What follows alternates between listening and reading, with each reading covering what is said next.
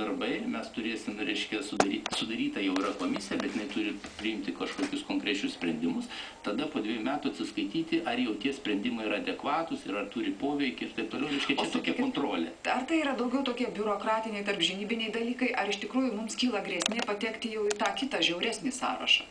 Matot, kaip jeigu UNESCO tokį požiūrį laikosi, jeigu tie reikalavimai yra nevykdomi valstybės, tai tada jau siūloma įrašyti grėsmės sąrašą ir tada jau stipresnė kontrolė eina su misijom, su ekspertais, kurie atvažiuoja ir jau tada, jeigu nevykdomi reikalavimai grėsmės sąraše esantim, tai tada išimtinais atvejais sprendžiama dėl pašalinimo iš UNESCO sąrašų.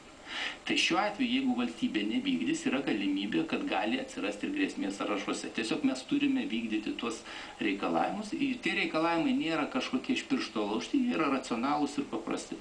Tiesiog turi būti atsakingos institucijos, turi kontroliuoti, kaip direktorė minėjo, procesus, kurie vyksta, tai yra tam tikra stebėsena, priimti adekvačius veiksmus neįsisenėjus dar problemą ir tiesiog juos spręsti.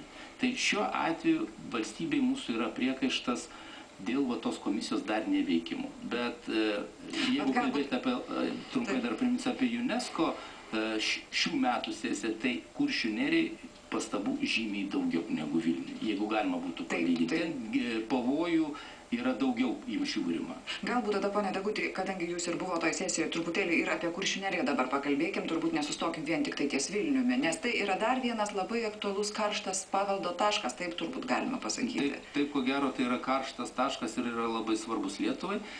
Problema yra tai, kad tai yra vienas objektas dviejose šalyse, tai yra Rusijos federacijoje ir Lietuvoje. Tai jeigu Lietuvai tam tikrais klausimais, pavyzdžiui, pasaulio paveldo vertės nustatymų yra mažiau priekaištų, tai Rusijos pusėje yra daugiau priekaištų ir dalis sesijos sprendimo akcentuoja, kad turi dvi valstybės greičiau susitarti ir susireguliuoti savo tarpusavio ryšius.